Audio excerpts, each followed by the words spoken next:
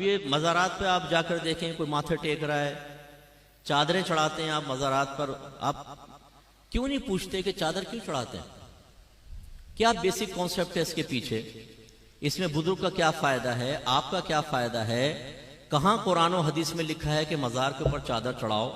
हमने इसको एक ऐसी रस्म बना लिया है कि उर्स चादर चढ़ाने के बगैर पूरा ही नहीं होगा। हर शख्स चादरों की मन्नत मान रहा है कि जी मेरा काम हो गया तो मैं फुला मजार पे चादर चढ़ाऊंगा। भाई क्यों मान रहे हो मन्नत, जरा बताओ तो सही ना। अपने आप से क्वेश्चन करो, क्यों चढ़ा रहे हो आप चादरें मन्नत की? इसमें कौन किसने मन्नत मानी थी? नबी ने मानी थी, सहाबा ने तस्वुर दिया मजार पे चादर चढ़ाने का। कहां से आया ये? कुछ नहीं पता, बस लोग कर रहे हैं तो हम भी कर रहे हैं। इससे हमारी नौजवान नस्लों को, इन बच्चों को कुछ पता नहीं है जी चादर चढ़ाना भी कोई इबादत होगी। कोई इबादत नहीं है, मुस्तहब तक नहीं है। अब इस दौर में तो मुस्तहब भी नहीं रहा।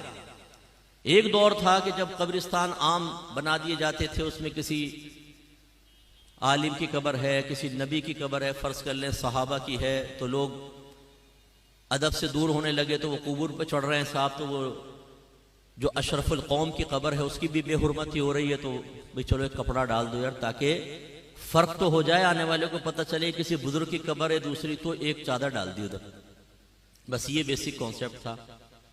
फिर बाद में जब बुजुर्ग आने दिन फौत होने लगे तो लोग जैसे आकर फातिहा वगैरह पढ़ रहे हैं, बैठ के कुरान पढ़ रहे हैं, धूप पड़ रही है, तो इरादा किया कि कुब्बा बना दिया जाए कि इमारत साहिब मज़ार के लिए, ताकि लोग आके उसके साए में आराम से पढ़ सकें। और ख़ास तौर पे जब साल गुजरता था, जिसको हम आजकल उर्स कहते हैं, तो फिर लोग आएंगे, बैठेंगे, कसीर तादाद होती है कि चलो भाई फिर एक इमारत बन गई।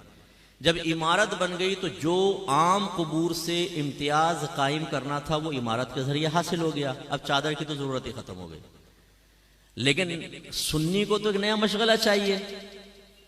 जो नया मशगला शुरू हो जाए उसको कभी नहीं छोड़ेगा, असली दीन को घर में दाखिल नहीं होने देगा। उन्होंने कहा भाई कुब्बा बन गया, अभी चादर की रस्म तो चले। वो चल पड़ी साहब रस्म। अच्छा, पहले चादरें डालते थे मोटी, क्योंकि ये रेशमी और बारीक कपड़े तो ईजाद नहीं हुए थे, वो हाथों से बुने हुए कपड़े। उसमें ये होता था कि किसी ने 2 चादरें डाल दी तो एक साहिब मज़ार की तरफ से सदका कर दी, एक पड़ी हुई माँ बहन इम्तियाज के लिए, फर्क करने के लिए। बाकी एक नहीं थी रस्में पहले। अब सूरत हाल ये जो मज़ार पे चादर डलती है, जरा देख लें आप। एक तो पहले उसमें पूरा लिखा होता है कलमा पाक या आयतल कुर्सी, कि आप उसे किसी और काम में इस्तेमाल ही नहीं कर सकते। और या फिर इतनी बारीक रेशम की चादर होती है, जैसे दाता साहब के मज़ार पे अक्सर आप देखेंगे कि उसको वो किसी काम नहीं आ सकती, वो लिबास भी नहीं बन सकता। उसको यूं देखेंगे ना, उसमें नजर आएगा आर पार, इतनी वो बारीक सी होती है। और उस पर आयतल कुर्सी चमकी से लिखी हुई है ना, पहले लिख कर उस पर चमकी डाल देते हैं। अब जो पकड़े वो हाथ पे चमकी, मुंह पे चमकियां, जिससे वुदू ही खतरे में पड़ जाए। अब वुदू करेंगे तो ये चमकियां लगी हुई हैं, कहां से वुदू होगा? और फिर आप कभी देखें उस कठहरे के अंदर जो आदमी खड़ा हुआ है, ये जब आप रेशमी चादर डालते हैं वो एक दूसरे पे फिसलती है गिर के ना, टिक तो सकती नहीं है। वो उसके पैरों में वो आयतल कुर्सी के ऊपर चढ़ रहा होता है, कुरान के ऊपर चढ़ रहा होता है। मैंने अपनी आंखों से देखा यह मंजर। और फिर क्या होता है कि आपने वो डाली, वो जमा करते जाते, फिर यूं दुकान पे पहुंचती है ना, कम कीमत पे दुकान वाला दोबारा खरीदता है, स्त्री शिस्त्री मारता है, फिर दोबारा। माशाल्लाह है ना, हम लोग आपका कारोबार चलाने के लिए चादरों की मन्नत मान रहे हैं कि जी मेरा काम हो गया, मैं चादर चढ़ाऊंगा। भाई मन्नत किसे कहते हैं? सबसे पहले ये सोचो। मुझे यकीन है आपने बहुत कम लोग जानते होंगे कि मन्नत क्या है, किसे कहते हैं मन्नत, इसका क्या शरई तस्वुर है। बहुत कम लोग जानते होंगे, क्योंकि मेरा 30 साल तजरीबा है, मुझे मालूम है कि हम कितनी मारिफत रखते हैं। दूसरी बात, ये चादर की मन्नत कहां से ईजाद हुई? अब हम कहेंगे हम है ना मुफ्ती साहब, हमने इजाद की है। अब ये जब बातें हम करते हैं, ये है असली दिन जो मैं आपको समझा रहा हूं। हमारे वो लोग जिन्होंने इन चीजों को प्रमोट किया है, हमारे अहले सुन्नत में इनको डाल डालकर हमें बिदती कहलवाया, हमें कब्र परस्त कहलवाया, इनके मकासिद को पहुंचती है ठेस। वो पीर की शक्ल में भी आपको नजर आएगा, वो मुकर्रिर की शक्ल में भी नजर आएगा, वो मुस्लिह की, वो मुवल्लिग की शक्ल में भी नजर आएगा। इनकी नाकों में लगे हुए सेंसर। ये मुफ्ती साहब पता नहीं कैसी बातें करते हैं, शायद पटड़ी से उतर गए। तो मैं बोलता हूं तुम्हारी चढ़ी हुई ट्रेन इधर आओ, तो मैं देखता हूं कि तुम पटड़ी पे चढ़े हो या मैं पटड़ी पे चढ़ा हुआ हूं। आए कुरान और हदीस के ऊपर पेश करते हैं ना चीज को, ना आपकी ना मेरी। मेरे आका नेमत इमाम अहले सुन्नत मुजद्दिद दीन व मिल्लत परवाने शमअ रिसालत अज़ीमुल बरकत अज़ीमुल मर्तबत शाह अहमद रज़ा खान रहमत व रहमान फरमाते हैं कि अगर बुजुर्गों की तरफ मंसूब कोई चीज हमारे सामने पेश की जाएगी, हम उसे सबसे पहले कुरान और हदीस पर पेश करेंगे। अगर उसके मुताबिक होगी तो कबूल करेंगे, अगर उसके खिलाफ होगी तो हम ये कहेंगे कि ये हमारे बुजुर्गों ने नहीं किया, बल्कि नफ्स परस्तों ने ये काम करके हमारे बुजुर्गों की तरफ मंसूब कर दिया। ये मैं तो नहीं कह रहा हूं, पढ़े जरा फतावा रज़विया।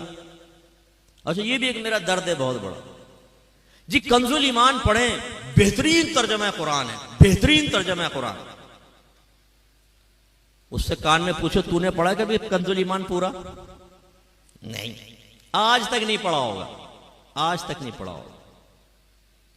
खुद कंजुल ईमान पढ़ा नहीं है जी, पढ़े बेहतरीन तर्जमा कुरान। वाकई वो बेहतरीन है, लेकिन पढ़ो तो सही भाई। आला हजरत कातए बिदअत थे, बिदअत का कला कमा कर दिया। कहां किया है? आपको कैसे पता चला? आप कहेंगे जी फतावा रज़विया पढ़े। अच्छा, तुमने पढ़ा है? आप में से बहुत से ऐसे होंगे जिन्होंने आज तक फतावा रज़विया को हाथ में लेकर नहीं देखा होगा, शक्ल ही नहीं देखी होगी फतावा रज़विया की कि कुछ है ये भी। यानी हम लोग बिल्कुल बस वो रस्म के पीछे लगे हुए हैं। हमारे अकाबरीन ने जो बातें बयान की उसको फरामोश कर चुके हैं। आज नात खान हमें दीन सिखाएगा, आज ये पेशावर मुकर्रीन हमें दीन सिखाएंगे। इनके पीछे हम चलने के लिए तैयार हैं और पूरा मसला के अहले सुन्नत हमने बदनाम करके रख दिया। ऐसे धमाल शमाल मज़ारों के ऊपर कोई तस्वुर नहीं है, ढोल ढमक्कों का कोई तस्वुर नहीं है। आपको अगर बिठाकर आपके कान के पास धन धन धन धन ढोल बजाया जाए, बताएं आप खुश होंगे कि तकलीफ होगी? जोर से बोलें। और आप साहिब मज़ार के पास धम धुम धम धम धम धम धम धम धम। और हमारा अकीदा है कि मरने के बाद भी जो आम मुर्दा है ना, वो भी तमाम बात सुनता है। मेरे आका सल्लल्लाहु अलैहि वसल्लम ने इरशाद फरमाया, जब तुम मुर्दों को सलाम करते हो वो उसका जवाब देते हैं, लेकिन तुम्हें इसका शऊर हासिल नहीं। इसलिए नबी करीम सल्लल्लाहु अलैहि वसल्लम जब कब्रिस्तान जाते थे तो क्या फरमाते? दुआ क्या है? अस्सलामु अलैकुम या अहलल कुबूर, ए कब्र वालों तुम पर सलामती नाजिल हो। ये नहीं फरमाया अस्सलामु अलैकुम या अहलल कब्र, ये सिर्फ सामने कब्र वाला सुन रहा है, नहीं, कुबूर जमा का सीगा इस्तेमाल फरमाया, तमाम कुबूर वालों तुम सबको सलाम। इसका मतलब है मेवा शाह कब्रिस्तान के एक किनारे पे खड़े होकर जब आप ये दुआ पढ़ेंगे, हर कब्र के अंदर आपके सलाम की आवाज पहुंचेगी। इतनी समाअत तेज हो जाती, और वो जवाब भी देंगे। तो फिर साहिब मज़ार, जिसको अल्लाह ताला ने आम लोगों से ज्यादा रूहानी ताकत अता फरमाई, वो तो कहां तक सुनते होंगे? और उनके कान पे खड़े होकर आप धम धम धन धन ढोल बजा रहे, इससे उनको राहत सुकून मिलेगी कि तकलीफ होगी? अमल के मैदान में कदम रखिए, चाहे वो हमारे नबी सल्लल्लाहु ताला अलैहि वसल्लम रहें या कमोबेश 1,24,000 सहाबा, या कमोबेश 1,24,000 अंबिया मुरसलीन, ताबईन तबे ताबईन, अइम्मे मुज्तहिदीन, मुजद्दिदीन और औलियाए कामिलीन, गौस, ख्वाजा, कुतुब, कलंदर, इमाम अहले सुन्नत, मखदूम, अशरफ, ये सब के सब एक ही काम के लिए आए थे, इंसानों को खुदा के चौखट पे झुका दिया जाए। बेशक ये तो हम करते नहीं। ऐसी भीड़ चलती है, पैदल अजमेर जा रहे हैं, ठसे ठसे जा रहे हैं, कुछ होने वाला नहीं है, कुछ नहीं होने वाला है। समझ रहे हो? अगर तुमने दीन के रास्ते पे कदम नहीं रखा तो भूल जाओ, ये खप्त दिमाग से निकाल दो कि तुम्हें कोई इज्जत मिलने वाली या तुम्हारी तकदीर का सितारा औज सुरैया पे पहुंचने वाला, कभी नहीं पहुंचेगा। परसों में कर्नाटक में था, मैंगलोर, मेरी तकरीर थी वहां पे, इंदौर से मैंगलोर गया। शाफई सुन्नियों की एक संस्था है, उनकी निगरानी में 3 लाख बच्चे पढ़ते हैं। डॉक्टर, इंजीनियर, लॉयर, मौलाना, हाफिज, कारी, ये सब बन रहे हैं। पूरा गांव मिलकर के एक अंजुमन में ढंग का तालीम का सिस्टम अब तक नहीं बना पाया। इसलिए जो चुन के जाते हैं गंवार, जाहिल, अनपढ़, बदमाश, जुआरी, जाने कैसे कैसे कारनामे करते हैं, और वो जाकर के अंजुमन के मेंबर बन जाते हैं। इल्ला माशाअल्लाह। इनसे आप समझते हैं क्या आपकी कौम का विकास हो? अरे कुछ सुन रहे हो? हाँ, अभी हमारे अब्दुल अजीज साहब तो अभी इलेक्शन में खड़े, क्या नाम उनका, हिंदुस्तान के भाई लगते शायद, अब्दुल अजीज साहब खड़े थे इलेक्शन में। वो भी उन्होंने कहा कि आप जैसा 2-3 मौलाना इस गांव में होना चाहिए। हमने कहा एक ही हजम नहीं होता है, तो 2-3 की बात करते हो।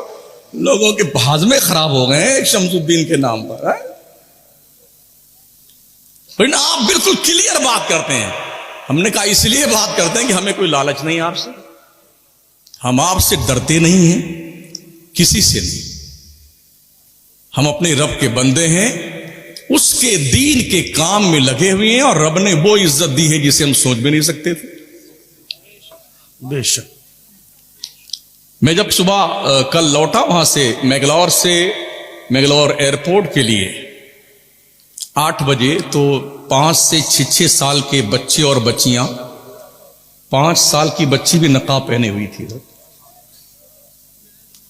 वो पढ़ के लौट रहे थे। तो मौलाना ने बताया कि हजरत 5 बजे सुबह इनकी क्लास लगती है। जब हमारे यहां फजर की अजान भी नहीं होती है, ये 5 बजे क्लास लगती है। 3 घंटा ये बच्चे और बच्चियां पढ़ते हैं। अब ये घर जा रहे हैं, अब स्कूल जाएंगे। आप कितना पढ़ते हैं वो आप जाने, अपने बच्चों को कितना पढ़ाते हैं उसे आप जाने। तीतर बटेर मुर्गा मछली खा खा करके मुश्तंडा बनने वालों, अपने बच्चों की फीस भर के पढ़ाया करो। बेशक 6 महीने की फीस बाकी हजरत, स्कूलों में मदरसों में 6 महीने की फीस बाकी है। क्या समझते हैं बच्चे पढ़ेंगे आपके? अपनी तोंद शरीफ से चर्बी थोड़ा कम कीजिए। हाँ, अगर रोटी और दाल खा लेंगे मर तो नहीं जाएंगे ना। तो फिर अपनी आने वाली नस्लों को आप क्या देके जाना चाहते? और जानते हो उन शवाफे हजरात की जो